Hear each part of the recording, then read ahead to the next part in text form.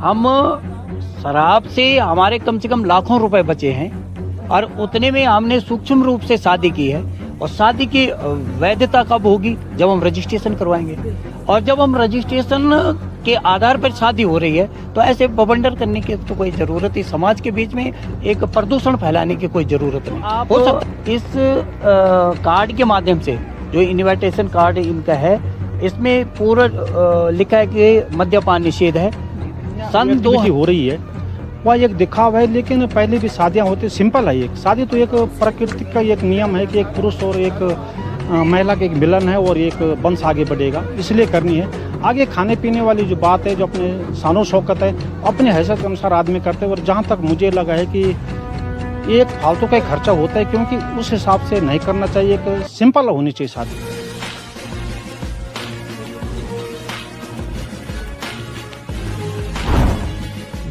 साथियों नमस्कार, मैं बीना डोगरा, आप देख रहे हैं पहाड़ दूरदर्शन न्यूज़। इस वक्त मैं उत्तरकाशी के तिलवाड़ा गांव में मौजूद हूं और यहां पर एक शादी मैं वीरेंद्र वर्धन उत्तरकाशी जिले के चिन्याली सोलह ब्लॉक से ग्राम पंचायत छजुला का रहने वाला हूँ। और मैं वर्तमान में हिमालयन बौद्ध समाज उत्थान महासभा के महासचिव पद पर कार्य कर रहा हूँ। और निरंतर एक वैज्ञानिक पद्धति के आधार पर ऐसे कार्यक्रमों को करवाने का और समाज से जो रूढ़िवादी व्यवस्थाएं हैं उनको समाप्त करने का पूरा प्रयास कर रहे हैं और एक वैज्ञानिक तरीके से लोग जिए, इस पर कार्य कर रहे हैं। सर, जैसे कि यहाँ पर ये शादी समारोह इस तरीके से मनाया गया है और इस पर शराब पे जो है प्रतिबंध लगाया गया था, जबकि हम देख रहे हैं कि समाज में बिना शराब के कोई भी फंक्शन, कोई भी प्रोग्राम सफल नहीं माना जाता है, लेकिन यहाँ पर हुआ है। तो आपको क्या कहना चाहते हैं? एक्चुअली सबसे पहले तो आपको धन्यवाद दूंगा कि आप ऐसे पहाड़ के इन कंदराओं में अपने न्यूज़ चैनल के माध्यम से समाज को जागृत कर रहे हैं। ये हो सकता है कि इन लोगों के लिए नया होगा, लेकिन मैं आज से 25 साल पहले की बात आपको बताऊं। सन 2000 में मेरी स्वयं शादी हुई थी। और जो आप इस कार्ड के माध्यम से, जो इन्विटेशन कार्ड इनका है, इसमें पूरा लिखा है कि मद्यपान निषेध है। सन 2000 में भी जब मेरी शादी हुई तो मैंने स्वयं अपने कार्ड में इस प्रकार की बात लिखी थी और बिना शराब की शादी हुई और बहुत अच्छे ढंग से संपन्न हुई। और अभी तक दुल्हा दुल्हन के जो पिता श्री भागीरथ बौद्ध जी ने बताया कि संवैधानिक रूप से जब हमें रजिस्ट्रेशन संवैधानिक रूप से करना पड़ रहा है तो क्यों हम समाज को बरगलाने का काम या समाज में ऐसे कुरीतियों का क्यों नहीं हम विरोध कर पा रहे हैं। यानी हम शराब से हमारे कम से कम लाखों रुपए बचे हैं और उतने में हमने सूक्ष्म रूप से शादी की है। और शादी की वैधता कब होगी? जब हम रजिस्ट्रेशन करवाएंगे। और जब हम रजिस्ट्रेशन के आधार पर शादी हो रही है तो ऐसे बवंडर करने की तो कोई ज़रूरत ही, समाज के बीच में एक प्रदूषण फैलाने की कोई ज़रूरत नहीं। हो सकता है कि इन लोगों को नया लग रहा होगा, लेकिन ये कोई नई बात नहीं है। और इस कार्ड को मैं तो कहूँगा कि आप अपने चैनल के माध्यम से इसका खूब प्रचार करें कि कम से सूक्ष्म रूप से हम इस शादी को संपन्न करवाएं। और संवैधानिक रूप से भारत का जो संविधान आदमी को एक समानता का अधिकार देता है, ऐसे ही इन पवित्र जोड़े को मैं अपनी ओर से साधुवाद देता हूं कि ये जीवन में इस मिशन के आधार पर चलें और निरंतर अपना आजीविका चलाएं। सर, जो हमारे युवा साथी हैं और जो छोटे छोटे बच्चे हैं, जब स्कूल पढ़ते हैं, कॉलेज पढ़ते हैं, तो उनको आप हमारे चैनल के माध्यम से क्या मैसेज देना चाहते हैं? धर्म की आवश्यकता हमेशा, धर्म कौन चलाता है? हमेशा एक गरीब आदमी को धर्म की आवश्यकता होती है। जो संपन्न लोग हैं वो उनके दिखावा के चक्कर में हमारी जितनी कैपेसिटी नहीं होती, हम उस कैपेसिटी से भी ज़्यादा खर्चा कर लेते हैं। और इतना कि समाज आने वाले जिन दाम्पत्य जीवन को हम आशीर्वाद देना चाह रहे हैं और उसके बाद वो 10-15 साल तक हम उस कर्जे को भी नहीं दे पाते हैं जिस खुशियों के लिए हमने उनकी शादी रचाई थी।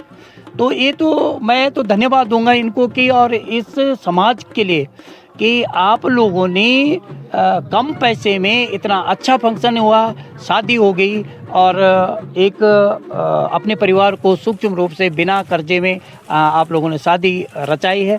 और आने वाले जो हमारे जो नवयुवक हैं, चाहे इनके लिए एक संदेश देना चाहूँगा कि आप लोग समाज की कुरीतियों से बाहर निकल करके, मद्यपान से वर्जित होकर के, यदि आप निश्चित तौर से इस समाज को आगे बढ़ाना चाहते हैं तो हमें मद्यपान यानी नशा मुक्ति पे ही सबसे पहले काम करना चाहिए। बहुत बहुत सर, तमाम यहाँ पर महिलाएं बैठी हुई हैं और जैसे कि हम देखते हैं कि बाबा साहब भीमराव अंबेडकर जी ने महिलाओं के लिए काफ़ी योगदान दिया है, तो इस पर आपका क्या कहना है? महिला एक परिवार की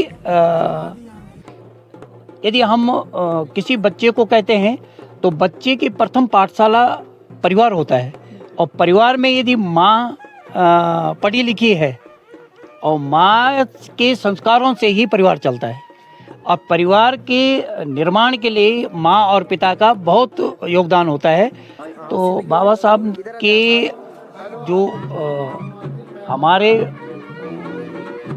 देवी देवताओं में कहीं या हमारे भगवान कहीं, दलितों के भगवान यदि बाबा साहब हैं और आज भी पूरा देश बाबा साहब के किए हुए कार्य वहाँ पे चल रहा है, तो महिलाओं के लिए तो बाबा साहब ने एक वरदान सिद्ध किया है और महिलाओं का अधिकार बाबा साहब से अलावा किसी ने समझ नहीं पाया है।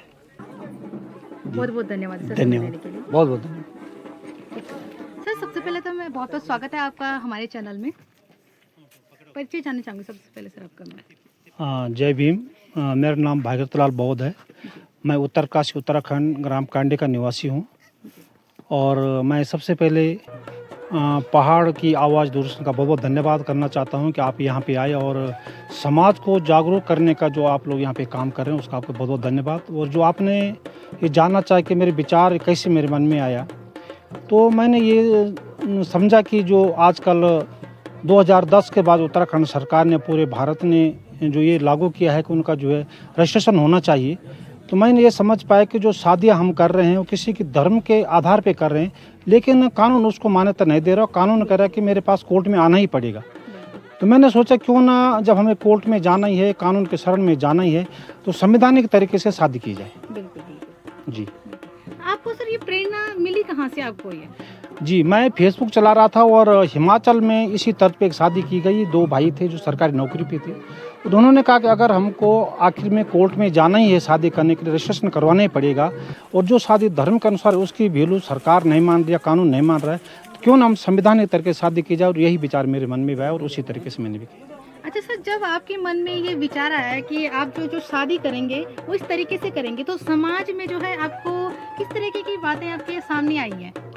अभी तक समाज इसके प्रति जागरूक उतना नहीं हो पाया है और या जो जागरूकता को अपने कहते हैं वो समाज को जागरूक नहीं कर पा रहे हैं। तो फिर मैंने ये विचार किया कि अगर हम इस तरह का अभियान चलाते हैं, एक शादी का अभियान चलाते हैं, जागरूक अभियान चलाते हैं, धीरे धीरे समाज भी इस चीज़ को देखेगा तो उनकी इच्छाएं भी जागे कि आखिर हो क्या रहा है और उनके मन में एक जिज्ञासा पैदा हो। सर, हम तमाम जगहों पर हम देख रहे हैं कि लोग लाखों रुपए जो है शादी ब्याह में खर्च कर रहे हैं, एकदम वीआईपी ट्रीटमेंट जिसे हम कह सकते हैं, वीआईपी तौर पर शादियां कर रहे हैं, लेकिन आपका विचार आया है कि आप इस तरीके से कर रहे हैं, तो इस पर आपका क्या कहना है? मेरा ये कहना है कि शादी तो एक एक जोड़ा बन रहा है, एक पति पत्नी का अपना एक मिलन है और जो लोग इसको दिखावे के रूप में करना चाहते हैं, शराब पिलाना, कोई भी अन्य जो एक्टिविटी हो रही है वह एक दिखावा है। लेकिन पहले भी शादियां होती, सिंपल है। एक शादी तो एक प्रकृति का एक नियम है कि एक पुरुष और एक महिला के एक मिलन है और एक वंश आगे बढ़ेगा, इसलिए करनी है। आगे खाने पीने वाली जो बात है, जो अपने शानो शौकत है, अपने हैसियत के अनुसार आदमी करते हैं। और जहाँ तक मुझे लगा है कि एक फालतू का खर्चा होता है, क्योंकि उस हिसाब से नहीं करना चाहिए। एक सिंपल होनी चाहिए शादी कि इसको आम आदमी भी कर सके, ये मेरा सोचना है। सर, आपको क्या लगता है, आपने इस तरीके से शादी की है तो आपको क्या लगता है समाज इस पर क्या प्रतिक्रिया रखेंगे? अभी समाज जो पौराणिक हमारी जो परंपराएं हैं, जो हमारी धारणा है, उससे निकलना थोड़ा कठिन हो रहा है। और कठिन इसलिए हो रहा है कि अभी हमारी जो मैंने महसूस किया है, हमारी धर्म की या उसके प्रति आस्था नहीं, बल्कि डर के मारे हम इन चीज़ों कर रहे हैं कि यहाँ पे दोष न हो जाए, इसलिए लोग उस परंपरा को निभा रहे हैं। जबकि समाज काफ़ी जागरूक हो गया और समाज भी चाह रहा है कि हम सिंपल तरीके से और वैज्ञानिक तरीके से जो है कोई भी कार्यक्रम किया जाए। जी, बहुत बहुत धन्यवाद सर आपका। तो ये था पूरा प्रकरण हमारे उत्तरकाशी के कांडी गांव का। पूरा प्रकरण उन्होंने आप सभी के सामने रखा है कि किस तरीके से जो है ये शादी यहाँ पर हुई है। तो एक बार फिर से हम जो यहाँ पर एक जोड़ा शादी का जोड़ा बैठा हुआ है, इन दोनों को जो है एक बार फिर से हमारे चैनल के माध्यम से आप दोनों को बहुत बहुत शुभकामनाएं। इसी के साथ देखते रहिए पहाड़ दूरदर्शन न्यूज़ और मैं हूँ आपके साथ मीरा डोगरा। धन्यवाद। नमस्कार और देखते रहिए पहाड़ दूरदर्शन न्यूज़। ऐसे ही लेटेस्ट अपडेट पाने के लिए हमारे चैनल को सब्सक्राइब करें और तुरंत नोटिफिकेशन पाने के लिए बेल आइकन प्रेस करना ना भूलें। यदि आप हमें फेसबुक या इंस्टाग्राम के माध्यम से देख रहे हैं तो हमारे पेज को फॉलो जरूर करें। धन्यवाद।